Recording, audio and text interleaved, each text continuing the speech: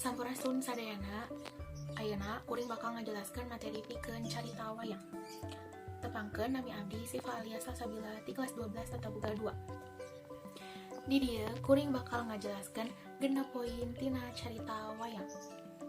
Nu kahiji nyaeta aya wangenan carita wayang. Nu kadua nyaeta aya asal muasal carita wayang. Nu katilu nyaeta aya wayang nu kungsi aya di Nusantara. Nu kaopat, bedana carita wayang di Nusantara jeung di India. Nu kalima, ngaguar sati kaning dalang. Jeung poin nu terakhir nyaeta aya mikawano tokoh pawayangan. Ayeuna kupingkeun pedaran kuring ngeunaan genep poin di luhur. Nu pertama nyaeta aya wangenan carita wayang. Naon sih anu dimaksud carita wayang teh? Carita wayang nyaeta anu sok dilakonkeun dina pagelaran wayang. Ari wayang teh robahna tina kecap bayang atawa bayang-bayang anu hartina kalangkang. Kalangna anu tina kelir atawa layar ku ayana cahaya tina balincong. Jelema anu sok nyaritakeun jeung ngigelkeun wayang disebutna dalang. Nu kadua nyaeta aya asal muasal carita wayang. Carita wayang anu nyebar di Indonesia asalna tina dua buku kitab agama Hindu, nyaeta Mahabharata jeung Ramayana. Mahabharata dianggit dina wangun syair ku Vyasa, ari Ramayana mah anggitan Walmiki. Pokok jejerna sarua wae nyaeta nyaritakeun peperangan antara nyeker keadilan jeung murka. Nu katilu nyaeta aya wayang nu kungsi aya di Nusantara. Nu pertama nyaeta aya wayang wong, wayang purwa, wayang gedog, wayang klitik, wayang kerucil, wayang titi, wayang beber, wayang suluh, wayang golek, jeung wayang lilingon. Kuring bakal nunjukkeun sababaraha tokoh wayang anu terkenal. Nu pertama nyaeta aya wayang golek. Wayang golek nyaeta seni tradisional Sunda mentaskeun wayang atawa bonekana dijieun tina kai. Wayang golek utamana sok dipentaskeun jeung populer di daerah Sunda, Jawa Barat, jeung Banten. Tokoh wayang anu kawentar sapertos Arjuna, Srikandi, jeung Kresna.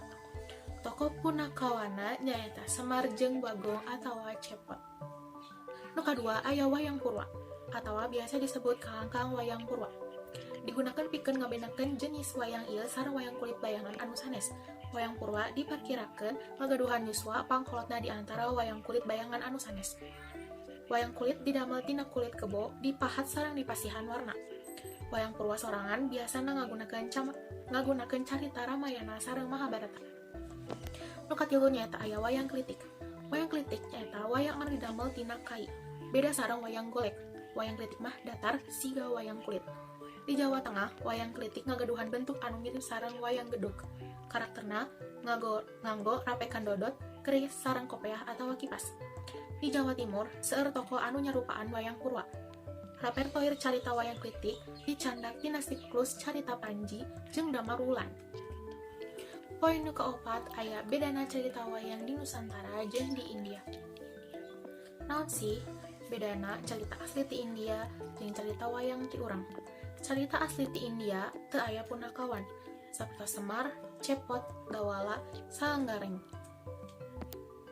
Dorna kacaritakeun jadi Kuru, Pandawa, jeung Kurawa anu boga sifat wajaksana jeung dipihormat. Gatotkaca lain tokoh penting, Srikandi lain awewe. Jeung nu terakhir nyaeta Drupadi teh poliandri nyaeta jadi pamajikan Pandawa 5. Yudhistira, Bima, Arjuna, Nakula, sareng Sadewa. Lamun carita wayang ti urang, aya punakawan anu tuhu ngabdi ka Pandawa. Dorna jadi tokoh anu boga sifat julik, rehe, jeung pikasebeuleun. Jadi tokoh penting jeung rea dicaritakeun khusus ngalakonkeun Gatotkaca. Srikandi teh awewe geulis anu jadi pamajikan kadua Arjuna. Jeung nu terakhir nyaeta Drupadi ukur jadi pamajikan. Poin kalima nyaeta aya ngaguar sati kaning dalang. Sati kaning dalang nyaeta ilmu keur ngatik dalang sangkan masa gilir sinatria. Di nu padalangan aya nu disebut tetekon padalangan, diantarana Antawacana, Renggep, engges, tutuk, banyol atau sabet, kawaridia, paramakawi, amardibasa, paramasastra, jeung amardawalagu. Murwa nyaeta suluk siloka bumuka dina pagelaran. Nyandra nyaeta deskripsi adegan make basa prosa pelakering wayang. Kakawen nyaeta bahasa kawi atau titiron nusok dipake mamanis atau mamantes dina ngadalang. Antawacana caturan dina adegan atau sami sareng dialog tapi kusorangan. Poin terakhir nyaeta poin kagedep nyaeta mikawano tokoh pawayangan.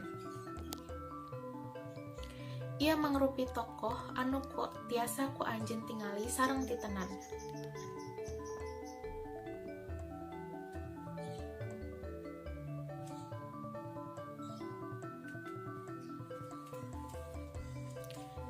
Sakitu wae rupina nu kusim kuring tiasa carioskeun mugia anjeun sadayana tiasa ngartos sareng ilmu ieu aya mangpaatna. Hapunten milih aya kalepatan nyarios. Hatur nuhun.